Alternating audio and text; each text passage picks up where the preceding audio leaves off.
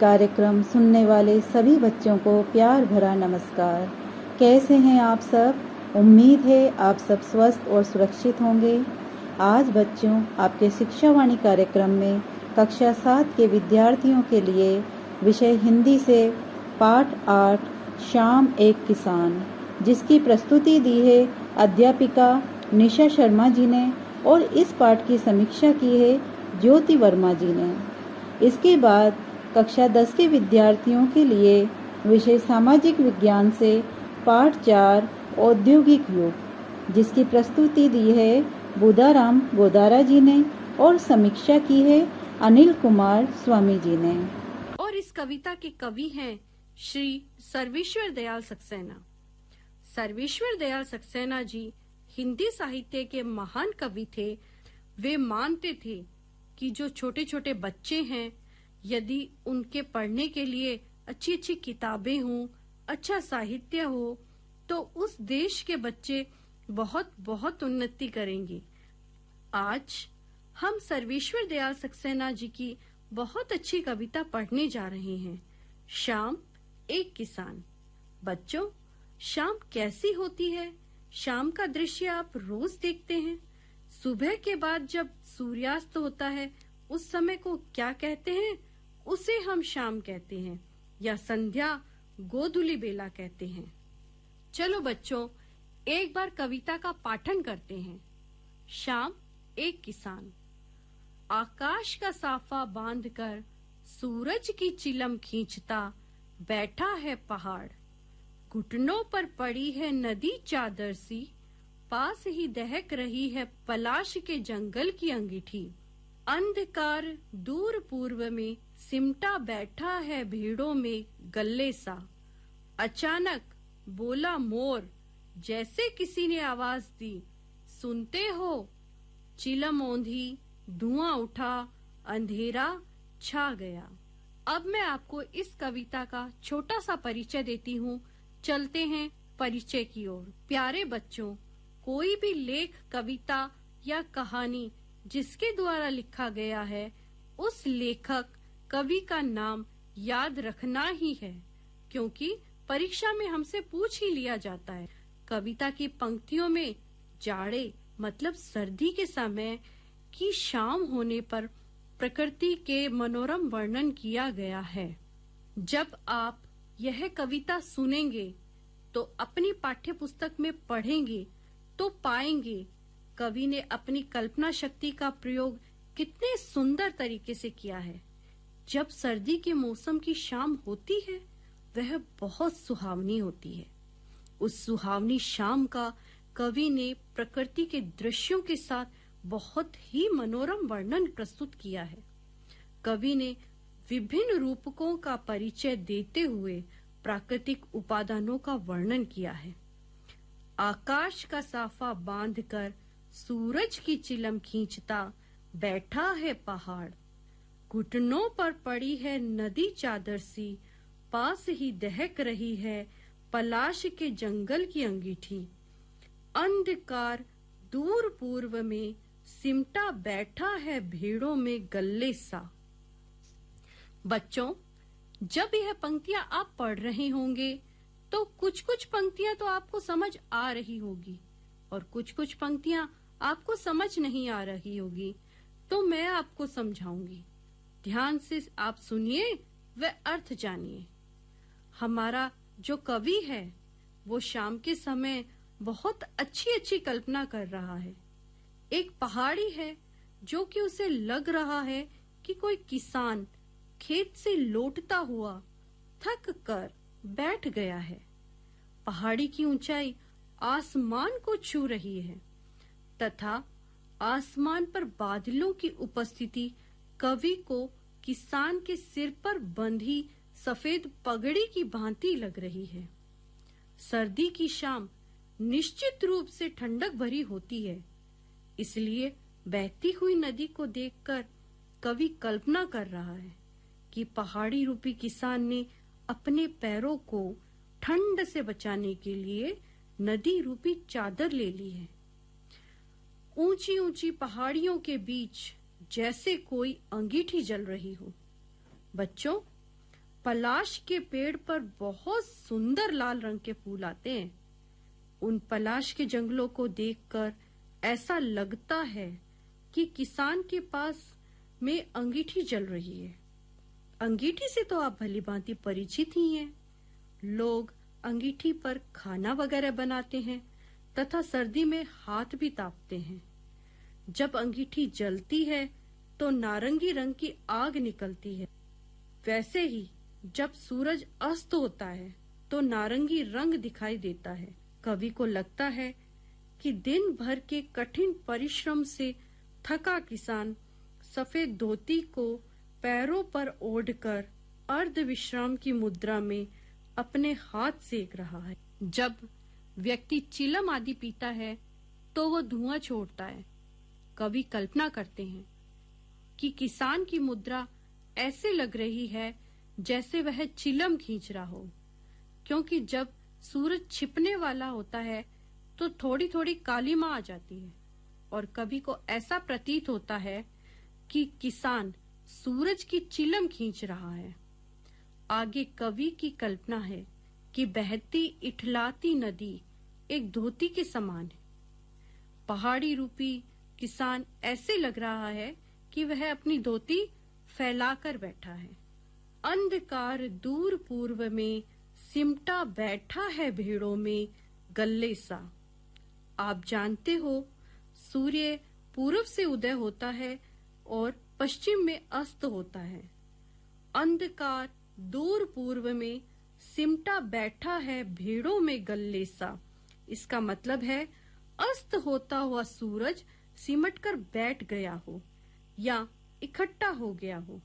जैसे भेड़ों का झुंड इकट्ठा होकर एक जगह बैठ जाता है ना, वैसे ही डूबता हुआ सूरज या सूरज डूबने के समय जो हल्का हल्का अंधेरा होता है, उस अंधेरे को देखकर लगता है भेड़ों के गल्ले यानी झुंड। सूरज सबको समेट कर बैठा हुआ है।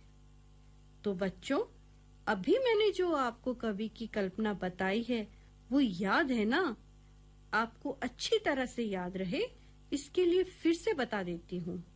आकाश का साफा बांध रखा है किसान ने। पहाड़ को किसान की तरह माना है जो सूरज रूपी चिलम खींच रहा है।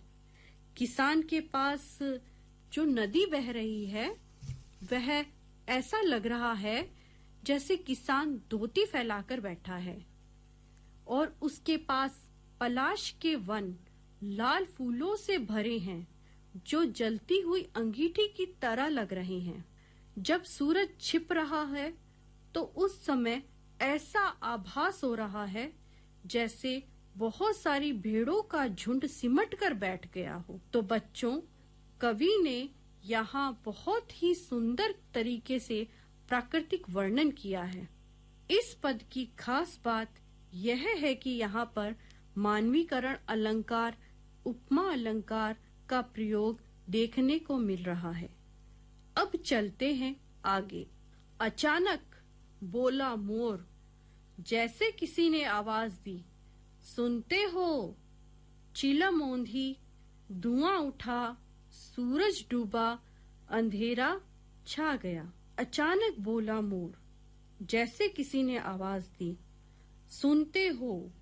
फिर इतने में ही जब वह अपनी सोच में तल्लीन है, जब वह अपने कार्य करने में तल्लीन है, जैसा कि कई बार आप लोगों के साथ भी होता है कि आपको कोई कार्य करने के लिए दिया हो या आप स्वयं किसी कार्य में मग्न हो, डूबे हों और आपके आसपास क्या हो रहा है इसका पता आपको नहीं चलता।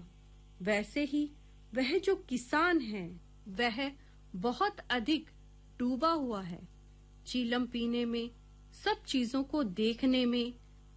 ऐसे में मोर अचानक बोला तो उसे लगा जैसे कोई बोला, सुनते हो, यानी उनको आवाज दी।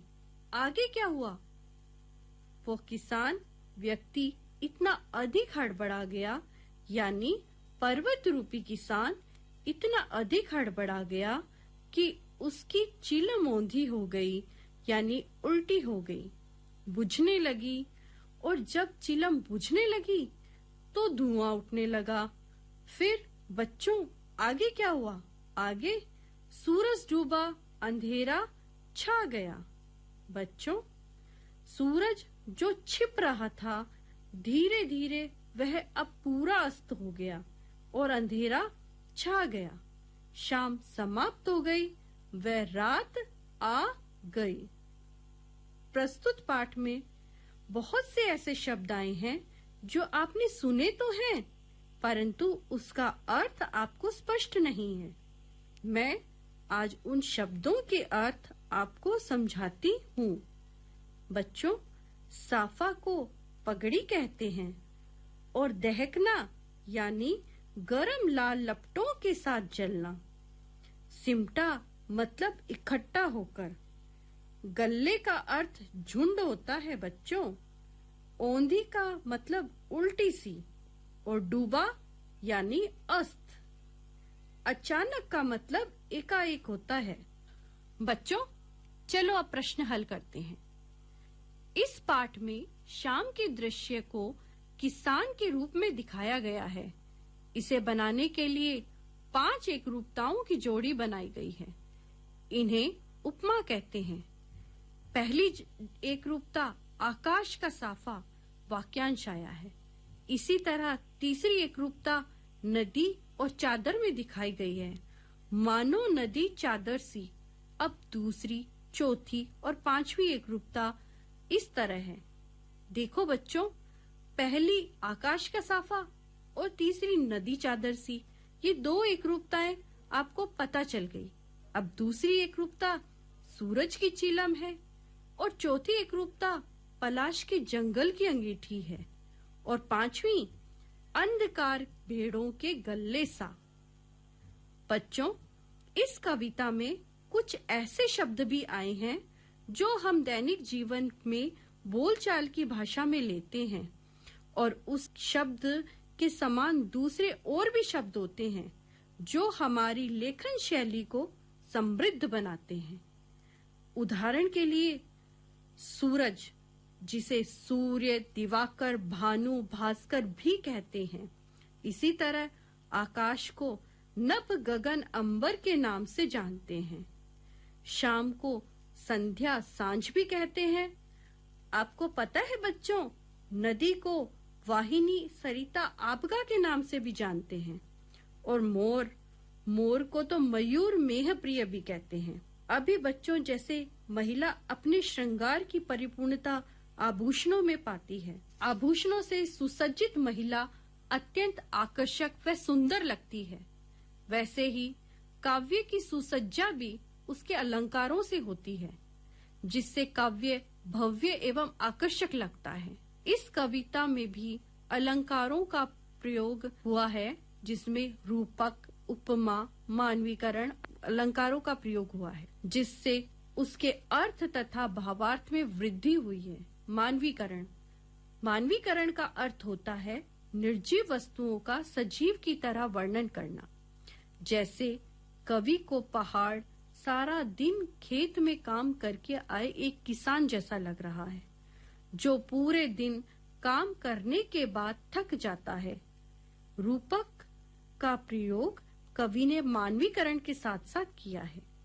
शाम के दृश्य को जो एक किसान के रूप में है, यह एक रूपक है, जिसे बनाने के लिए 5 एकरूपताओं की जोड़ियां बनाई गई हैं। इन्हें उपमा कहते हैं। उपमा अर्थात किसी एक वस्तु को किसी दूसरी वस्तु के समान बताना। आसमान और किसान के सिर पर बंधी साफे यानी पगड़ी, इसकी एकरूपता ढलते सूरज और किसान की चिलम यानी हुक्के के रूप में देखना। नदी और किसान के घुटनों पर पड़ी चादर में समानता देखना। पलाश के फूलों और अंगीठी की आग की एकरूपता देखना। अंधकार और भेड़ों के झुंड की समानता देखना। अब हम दूसरे प्रश्नों को हल करते हैं। प्रश्न है कि शाम का दृश्य अपने घर की छत या खिड़की से देखकर बताइए। शाम कब से शुरू हुई? बच्चों, ये प्रश्न तो आपके लिए बहुत सरल है, क्योंकि रोजाना आपके सामने शाम होती है और आप शाम के दृश्य को देखते भी होंगे। अगर आप नहीं देखते तो आज ही देखना। आज देखने के बाद आपको कुछ प्रश्नों के उत्तर देने हैं। सबसे पहले यह देखना कि शाम कब से शुरू होती है।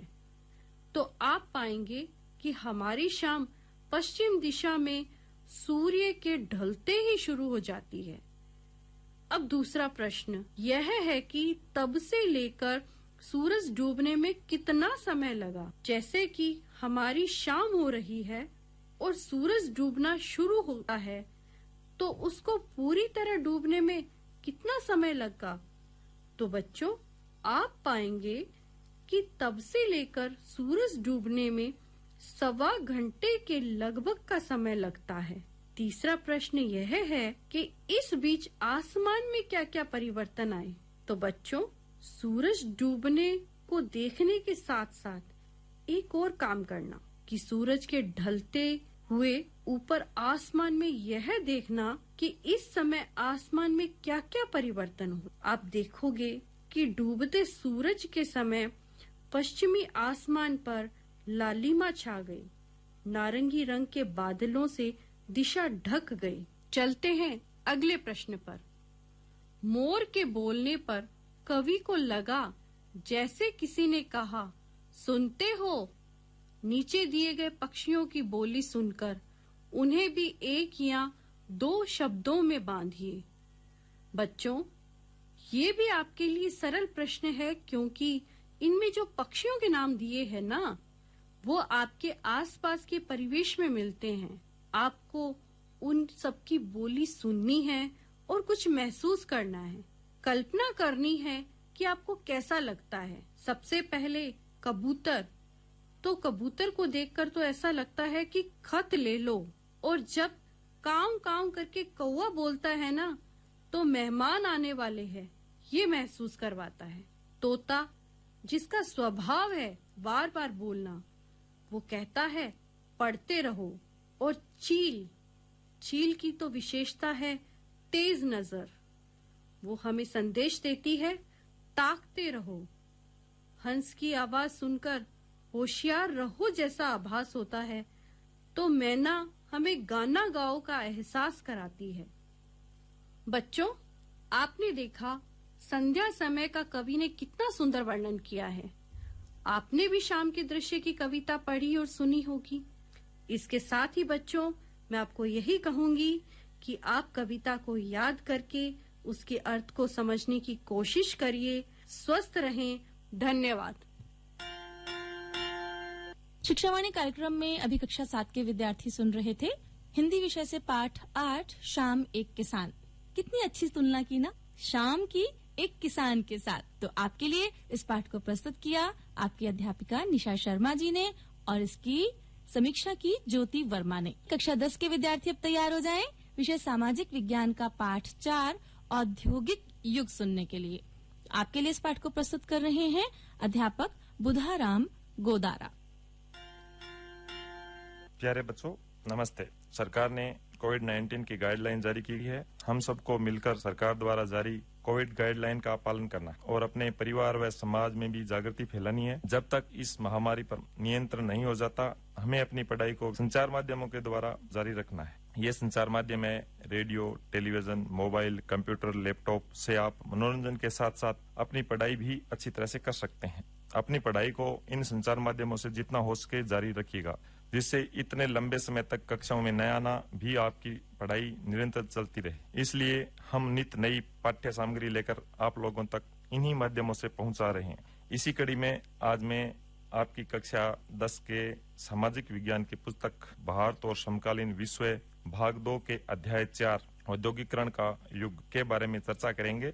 आप सभी अपने कॉपी पेन साथ लेकर सुनिए और मुख्य बातों को नोट करते जाइए। साथ साथ प्रश्नों के उत्तर भी संक्षेप में लिख लीजिए, जिससे आप पाठ को भी अच्छी तरह से समझ लेंगे और प्रश्नोत्तर में भी कोई समस्या नहीं होगी। अपना टॉपिक है औद्योगिक युग या औद्योगिक क्रांति। औद्योगिक युग, औद्योगिक क्रांति का अर्थ है उद्योगों में परिवर्तन की प्रक्रिया अत्यंत तीव्रगामी थी और यह परिवर्तन आधारभूत थे। औद्योगिक क्रांति शब्द का प्रयोग औद्योगिक क्रांति से तात्पर्य उत्पादन प्रणाली में हुए उन आधारभूत परिवर्तनों से है जिसने हस्तचालित औजारों से शक्ति चालित तक अभियान किया। घरेलू उत्पादन पद्धति के स्थान पर कारखाने पद स्थापित होने लगे, शक्ति चालित मशीनों का निर्माण होने लगा, उत्पादन में वृद्धि से व्यापार व वाणिज्य तंत्र विकसित हुआ। औद्योगिक क्षेत्र में आए इस औद्योगिक क्रांति शब्द का प्रयोग एक कैप्सूल मुहावरे के रूप में फ्रांस के समाजवादी नेता लुई ब्लांक ने 1833 ईस्वी में किया। औद्योगिक क्रांति शब्द का प्रयोग यूरोपियन विद्वान जैसे फ्रांस में जॉर्ज मिशले और जर्मनी में फ्रेडरिक एंजिल द्वारा किया गया।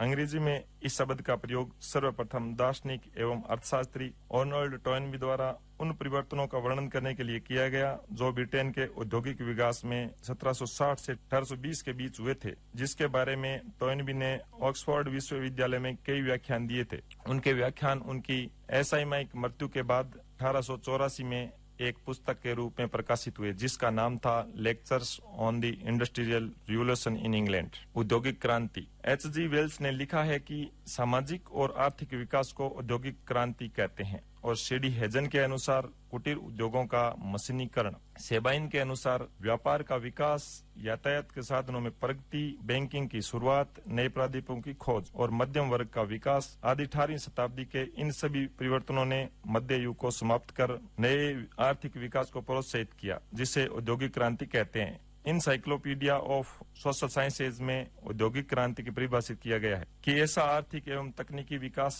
जो 18वीं शताब्दी में अत्यधिक सशक्त और गतिशील हो गया था एवं जिसके कारण आधुनिक औद्योगिकवाद का उदय हुआ, उसे ही औद्योगिक क्रांति कहते हैं। औद्योगिक क्रांति के मूल तत्व है। नंबर 1, हस्त उद्योग का स्थान मशीन ने ले लिया। नंबर 2, मशीनों के संचालन हेतु ऊर्जा संसाधनों की खोज, पूंजी में वृद्धि व बैंकिंग पद्धति का विकास, संगठित व्यापार एवं तंत्र विकसित, भूमि, श्रम व पूंजी का कुशलता से उपयोग, कम मानव एवं अधिकतम उत्पादन के सिद्धांत का विकास, उत्पादन वृद्धि, कच्चे माल की प्राप्ति और तैयार माल की खपत हेतु बाजार, कृषि का व्यवसायीकरण, यांत्रिक कृषि कार्यों का प्रारंभ, यातायात के साधनों को त्वरित विकास, औद्योगिक क्रांति का काल। अर्नोल्ड टॉयनबी ने अपनी पुस्तक lectures on the industrial revolution in England में स्पष्ट किया कि औद्योगिक क्रांति कोई आकस्मिक घटना नहीं है, वरन विकास की एक सतत प्रक्रिया है। अतः यह माना जाता है कि 18वीं शताब्दी के मध्य से लगातार औद्योगिक क्रांति का सिलसिला कमावेश रूप से आज भी निरंतर है। इस मोटे तौर पर औद्योगिक क्रांति की 2 प्रावस्थाएं मान सकते हैं।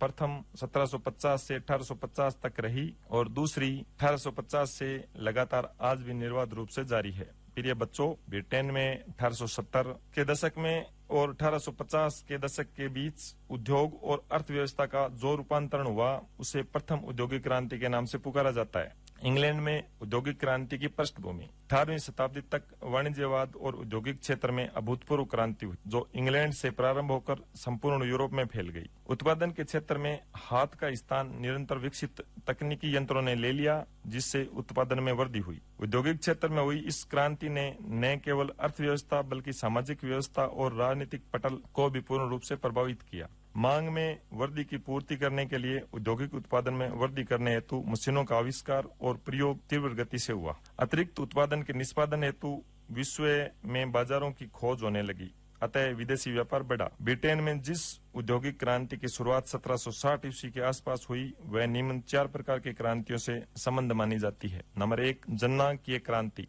ब्रिटेन में 1740 ईस्वी के दशक में जनसंख्या में तेजी से वृद्धि हुई, जिससे श्रम शक्ति तेजी से बढ़ी। इसे जनांकीय क्रांति कहा गया है। नंबर 2, कृषिगत क्रांति। कृषिगत क्रांति के 4 मुख्य लक्षण माने जाते हैं। मध्ययुगीन खुले व बिखरे खेतों के स्थान पर बड़े पैमाने पर इकट्ठे खेतों पर कृषि कार्य प्रारंभ किया गया। अन्य क्षेत्रों में कृषि का विस्तार एवं गहन पशुपालन, ग्रामीण समुदाय का आत्मनिर्भर कृषकों से कृषिगत श्रमिकों के समुदाय में परिवर्तन और कृषि के प्रति श्रमिक उत्पादन में वृद्धि। ब्रिटेन में कृषिगत क्रांति ने प्रथम औद्योगिक क्रांति को कई तरीकों से अधिक सुदृढ़ बनाया, जैसे बढ़ती हुई जनसंख्या के लिए खाद्य पदार्थों की व्यवस्था की, ब्रिटिश उद्योगों के माल को खरीदने के लिए लोगों की क्रय शक्ति, व्यावसायिक क्रांति। विदेशी व्यापार के क्षेत्र में जो परिवर्तन हुए उन्होंने औद्योगिक क्रांति की शुरुआत करने तथा इसे आगे बढ़ाने में काफी सहायता पहुंचाई। इसने ब्रिटिश उद्योगों के माल की मांग उत्पन्न की, विदेशी व्यापार के मुनाफे से कृषि, खनन और औद्योगिक विकास के लिए आवश्यक पूंजी उपलब्ध हो सकी। बीमा, बैंकिंग और सुविधाओं ने विदेशी व्यापार को बढ़ावा दिया। परिवहन क्रांति। ब्रिटेन में सड़कों, नहरों, बंदरगाहों, पुलों व रेलों का विकास तेजी से किया गया। ये परिवर्तन 1760 से 1830 ईस्वी की अवधि में अधिक तेजी से हुए। अब प्राक औद्योगिक युग। औद्योगिकरण को अक्सर हम कारखानों के विकास के साथ ही जोड़कर देखते हैं। जब हम औद्योगिक उत्पादन की बात करते हैं तो हमारा आशय फैक्ट्रियों में होने वाले उत्पादन से होता है, और जब हम औद्योगिक मजदूरों की बात करते हैं तो भी हमारा आशय कारखानों में काम करने वाले मजदूरों से ही होता है। औद्योगिकरण का इतिहास अक्सर प्रारंभिक फैक्ट्रियों की स्थापना से शुरू होता है। दरअसल इंग्लैंड और यूरोप में फैक्ट्रियों की स्थापना से ही अंतर्राष्ट्रीय बाजार के लिए बड़े पैमाने पर औद्योगिक उत्पादन होने लगा था। यह उत्पादन फैक्ट्रियों में नहीं होता था। बहुत सारे इतिहासकार औद्योगिकरण के इस चरण को आदि औद्योगिक युग का नाम देते हैं। प्रिय बच्चों, 17वीं और 18वीं शताब्दी में यूरोपियन शहरों के सौदागर गांवों की तरफ रुख करने लगे थे। वे किसानों और कारीगरों को पैसा देते थे और उनसे अंतर्राष्ट्रीय बाजार के लिए विभिन्न भागों में उपनिवेशों की स्थापना के कारण चीजों की मांग बढ़ने लगी। इस मांग को पूरा करने के लिए केवल शहरों में रहते हुए उत्पादन नहीं बढ़ाया जा सकता था। वजह यह थी कि शहरों में शहरी दस्तकारी और व्यापारिक संगठन काफी ताकतवर थे। व्यापारियों के संगठनों को गिल्ड कहा जाता था। गिल्ड से जुड़े हुए उत्पादन कारीगरों को प्रशिक्षण देते थे और उत्पादकों पर नियंत्रण रखते थे, प्रतिस्पर्धा और मूल्य तय करते थे तथा व्यवसाय में नए लोगों को आने से रोकते थे। शासकों ने भी विभिन्न गिल्ड्स को खास उत्पादन और व्यापार का एकाधिकार दिया हुआ था। फलस्वरूप नए व्यापारी शहरों में कारोबार नहीं कर सकते थे, इसलिए वे गांवों की तरफ जाने लगे। गांवों के गरीब काश्तकार और दस्तकार सौदागरों के लिए काम करने लगे, क्योंकि यह एक ऐसा समय था जब खुले खेत खत्म होते जा रहे थे और कॉमन्स की बाड़ेबंदी की जा रही। अब तक अपनी रोजी रोटी के लिए साझा जमीनों से जलावन की लकड़ियां, बेरियां, सब्जियां, भूसा और चारा आदि बीन कर काम चलाने वाले छोटे किसान और गरीब किसान आमदनी के नए स्रोत ढूंढ रहे थे। बहुतों के पास छोटे खेत तो थे, लेकिन उनसे घर के सारे लोगों का पेट नहीं भर सकता था। इसलिए जब सौदागर गाँव आए और उन्होंने माल पैदा करने के लिए पैसे की रकम दी तो किसान फौरन तैयार हो गए। सौदागर के लिए काम करते हुए वे गांव में ही रहते हुए अपने छोटे छोटे खेतों का भी संभाल सकते थे और इस व्यवस्था से शहरों और गांवों के बीच एक घनिष्ठ संबंध विकसित हुआ। प्रिय बच्चों, यह आदि औद्योगिक व्यावसायिक आदान प्रदान के नेटवर्क का हिस्सा ही थी। इस पर सौदागरों का नियंत्रण था और चीजों का उत्पादन कारखानों की बजाय घरों में होता था। उत्पादन के प्रत्येक चरण में प्रत्येक सौदागर 20 से 25 मजदूरों से काम करवाता था और इसका मतलब यह था कि कपड़ों के हर सौदागर के पास सैकड़ों मजदूर काम करते थे। इंग्लैंड में औद्योगिक क्रांति का प्रारंभ। कृषि प्रधान समाज की पृष्ठभूमि में लगभग 1770 ईस्वी में इंग्लैंड में औद्योगिक क्रांति के लक्षण सम्राट जॉर्ज III के समय में प्रारंभ हुए। किसी भी देश में औद्योगिक क्रांति के लिए मुख्य रूप से 5 कारक महत्वपूर्ण होते हैं। नंबर 1 प्राकृतिक संसाधन, नंबर 2 पूंजी एवं कुशलता, नंबर 3 विस्तृत बाजार, नंबर 4 औद्योगिक प्रभुत्व और नंबर 5 राजनीतिक शांति और सामाजिक सहयोग। सहयोगवश इंग्लैंड में ये 5 कारक विद्यमान थे। कृषि के क्षेत्र में क्रांतिकारी परिवर्तन। इंग्लैंड में कृषि क्रांति का आरंभ औद्योगिक क्रांति से पूर्व ही हो चुका था। वैज्ञानिक आधार पर नई प्रणाली से खेती करने के लिए छोटे छोटे खेतों का एक बड़ा कृषि फार्म बनाने और उनके चारों ओर एक बाड़ लगाने के लिए इंग्लैंड में 1772 से 1815 के मध्य 956 बाड़ाबंदी अधिनियम बनाए गए। फिर सस्ते श्रम की उपलब्धता। छोटे किसानों ने बड़े किसानों को अपनी जमीनें बेच दी तथा स्वयं मजदूरी करने लगे। इससे श्रम सस्ता उपलब्ध होने लगा। फिर एक काली मृत्यु। 18वीं शताब्दी के अंत में इंग्लैंड में एक भयंकर महामारी काली मृत्यु का प्रकोप हुआ, जिसने लाखों लोगों के प्राण ले लिए। इसके फलस्वरूप इंग्लैंड में किसानों और मजदूरों की अत्यधिक कमी हो गई। समुद्री व्यापार। 17वीं व 18वीं शताब्दी में जहाज बनाने के उद्योग का विकास इंग्लैंड में हुआ। 17वीं शताब्दी तक इंग्लैंड समुद्र की रानी बन चुका था। इन जहाजों द्वारा माल, तंबाकू, चाय, चीनी, गरम मसाले व कपड़ा भारी मात्रा में आयात किया जा रहा था। प्राकृतिक संसाधनों की उपलब्धता। इंग्लैंड में लंकाशायर में लोहा व कोयला प्रचुर मात्रा में उपलब्ध था। ये दोनों किसी भी उद्योग के मेरुदंड माने जाते हैं। लोहा व कोयले की खानों का पास पास होना। बैंकिंग व्यवस्था। 1654 ईस्वी में बैंक ऑफ इंग्लैंड की स्थापना। वैज्ञानिक आविष्कारों को प्रोत्साहन। इंग्लैंड की विस्तृत औपनिवेशिक साम्राज्य और राजनीतिक स्थिरता। 1688 ईस्वी की शानदार क्रांति के पश्चात इंग्लैंड में संविधान जिन सुदृढ़ सिद्धांतों पर आधारित किया गया। औद्योगिक क्रांति की वैज्ञानिक एवं तकनीकी पृष्ठभूमि। नंबर 1 कृषि के क्षेत्र में महत्वपूर्ण परिवर्तन। यॉर्कशायर के एक अंग्रेज जमींदार जेथरो टल ने एक बीज बोने के लिए ड्रिल नामक एक यंत्र बनाया, जिससे उचित परिमाण में निश्चित कतारों में बीज बोए जा सकते थे। एक अंग्रेज जमींदार टाउनशेंड ने किसानों को फसलों को बदल बदल कर उपजाने के लिए लाभ समझाए। 1770 ईस्वी के आसपास रॉबर्ट ब्लैकवेल नामक एक अंग्रेज ने पशुपालन को एक लाभदायक व्यवसाय बना दिया। वैज्ञानिक प्रजनन पद्धति के नवीन प्रयोगों से उसने पहले की उपेक्षा तिगुनी वजन की भेड़ें तैयार करने में सफलता प्राप्त की। आर्थर यंग ने नई खेती का प्रचार किया और कृषि फार्म बनाने तथा बड़े फार्मों से मिलने वाले लाभों का विस्तृत विवरण एनल्स ऑफ एग्रीकल्चर में दिया। 1793 ईस्वी में अमेरिका निवासी हीट ने अनाज को भूसे से अलग करने वाली मशीन का आविष्कार किया। 1834 ईस्वी में साइरस के एच मैक कॉर्निक ने फसल काटने वाली मशीन का आविष्कार किया। अब वस्त्र उद्योग में औद्योगिक क्रांति की शुरुआत मुख्यतः वस्त्र उद्योग से हुई। सबसे पहले जॉन के 1733 ईस्वी में फ्लाइंग शटल का आविष्कार किया, जो बुनाई यंत्र था। 1764 ईस्वी में जेम्स हारग्रीव्स ने स्पिनिंग जेनी का आविष्कार किया, जो एक साथ 8 धागों से कताई करती थी। 1979 में रिचर्ड आर्कराइटर ने स्पिनिंग जेनी में सुधार करके शक्ति से चलने वाले वाटर फ्रेम नामक सूत कातने का यंत्र बनाया। यह संसार की सबसे पहली मशीन थी जो हाथ से न चलकर जल शक्ति से चलती थी। अधिकांश विद्वान औद्योगिक क्रांति की शुरुआत यहीं से मानते हैं। सैमुअल क्रॉम्पटन ने स्पिनिंग जेनी तथा वाटर फ्रेम को मिलाकर 1779 ईस्वी में म्यूल का आविष्कार किया। इससे बारीक सूत काता जा सकता था। और 1787 ईस्वी में कोर्टराइटर ने पावर लूम का आविष्कार करके कारखाना प्रणाली की शुरुआत की।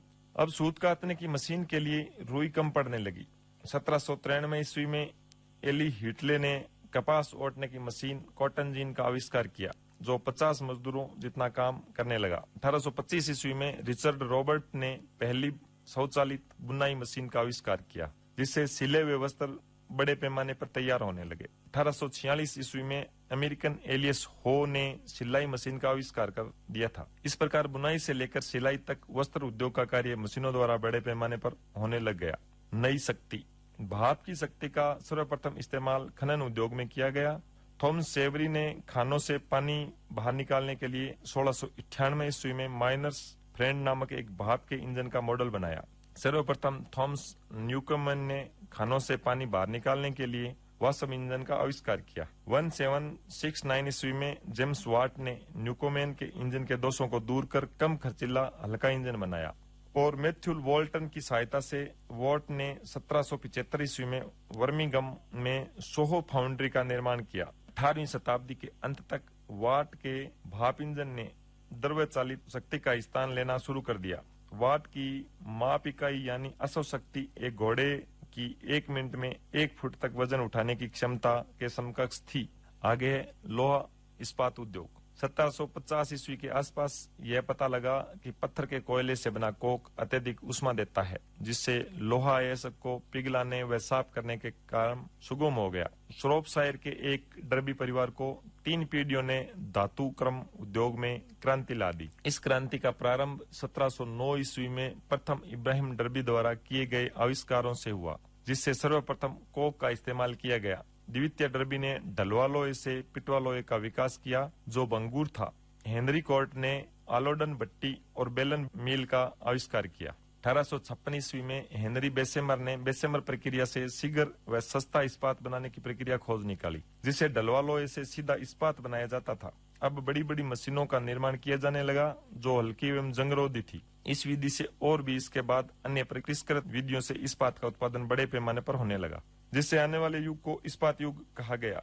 परिवहन के क्षेत्र में क्रांति। इस दिशा में स्कॉटलैंड के मैकाडम ने पक्की सड़क निर्माण की नई पद्धति खोज निकाली, जिसे मैकेडमाइज्ड कहा जाता है। इंग्लैंड में पहली नहर बर्सली कैनाल 1761 में जेम्स ब्रिडली द्वारा बनाई गई। 1788 से 1796 ईस्वी तक की नहरोन्माद के नाम से पुकारी जाने वाली अवधि में 46 नई परियोजनाएं हाथ में ली गई और उसके बाद अगले 60 वर्षों में अनेकानेक नहरें बनाई गई, जिसकी लंबाई कुल मिलाकर 4000 मील से अधिक। 1869 ईस्वी फ्रांसीसी इंजीनियर फर्दिनांद द लेसेप ने स्वेज नहर जो भूमध्य सागर व लाल सागर को मिलाती है, का निर्माण पूरा किया। अमेरिकन रॉबर्ट फुल्टन ने 1807 ईस्वी में प्रथम वाष्प चालित नौका क्लेमोंट का आविष्कार किया। कुछ लोगों ने इसे शैतान का औजार कहा। प्रथम समुद्र पार जाने वाली स्टीम बोल्ट सीरियस ने 1838 ईस्वी में अटलांटिक महासागर को 18 दिन में पार किया। 1801 ईस्वी में रिचर्ड ट्रेविथिक ने एक इंजन का निर्माण किया जिसे पंपिंग डेविल यानी फुंफकारने वाला दानव कहते हैं। अंग्रेज जॉर्ज स्टीफेंस ने 1814 में प्रसिद्ध भाप इंजन रॉकेट का आविष्कार कर परिवहन के क्षेत्र में तहलका मचा दिया। इस आविष्कार के फलस्वरूप मैनचेस्टर व लिवरपूल के बीच 1830 ईस्वी में प्रथम रेलगाड़ी चली और लगभग 1880 ईस्वी में गैसोलीन अर्थात पेट्रोल इंजन के आविष्कार ने परिवहन के क्षेत्र में पुनः क्रांति ला दी। संचार के क्षेत्र में क्रांति। संचार व्यवस्था के क्षेत्र में भी सुधार किए गए। एक अंग्रेज रोलैंड हिल जो अंधा था ने 1840 ईस्वी में एक व्यवस्था स्थापित की जिसके द्वारा एक पेंस की टिकट से कोई भी पत्र ग्रेट ब्रिटेन में किसी भी जगह भेजा जा सकता था। 1844 ईस्वी में सैमुअल मोर्स ने एक व्यवहारिक तार यंत्र का आविष्कार किया। जब 1876 ईस्वी में ग्राहम बेल ने टेलीफोन का आविष्कार किया तो संचार को भी बदल दिया जिससे आज भी लगातार क्रांतियां हो रही है। 1874 ईस्वी में अंतर्राष्ट्रीय डाकघर की स्थापना हुई और एक देश से दूसरे देश को पत्र, समाचार पत्र, पार्सल, मनी ऑर्डर आदि आने जाने लगे। 1896 ईस्वी में मार्कोनी नामक एक इटालियन ने बेतार के तार से तार भेजने की मशीन बनाई। अब आगे औद्योगिक क्रांति के परिणाम। अब आगे सकारात्मक परिणाम। मशीनों द्वारा अधिक से अधिक उत्पादन किया गया, व्यापार के अनुपात में वृद्धि, शक्ति संचालित मशीनों का प्रयोग। नंबर 4 यातायात के साधनों का विकास। नंबर 5 रोजगार के क्षेत्र में वृद्धि। नंबर 6 बैंकिंग व्यवस्था का विकास। नंबर 7 सामाजिक जीवन स्तर में उन्नति और नंबर 8 है कृषि के क्षेत्र में विकास। फिर है दुष्परिणाम। अनियोजित नगरों का विकास। नंबर 2 लोगों का पलायन। नंबर 3 महिलाओं व बच्चों का मानसिक एवं शारीरिक शोषण। नंबर 4 बेरोजगारी की समस्या। नंबर 5 पूंजीपति व श्रमिक वर्ग में असमानता। बच्चों में उम्मीद करता हूं कि आप सभी ने औद्योगिक युग अध्याय को अच्छी तरह से समझ लिया होगा और मुख्य बिंदुओं को भी आपने नोट कर लिया होगा। मैं आपसे उम्मीद करता हूं कि इस कोरोना काल में आप स्वस्थ और प्रसन्नचित होंगे व अपनी पढ़ाई पर खूब मन लगाकर ध्यान देंगे। अब मैं आपसे विदा लेता हूं। धन्यवाद।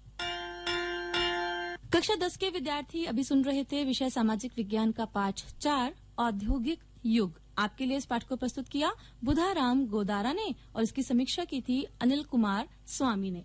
साथियों, आपको पता चला ना कि औद्योगिक युग के आने से क्या क्या परिवर्तन हमारे जीवन में हुए।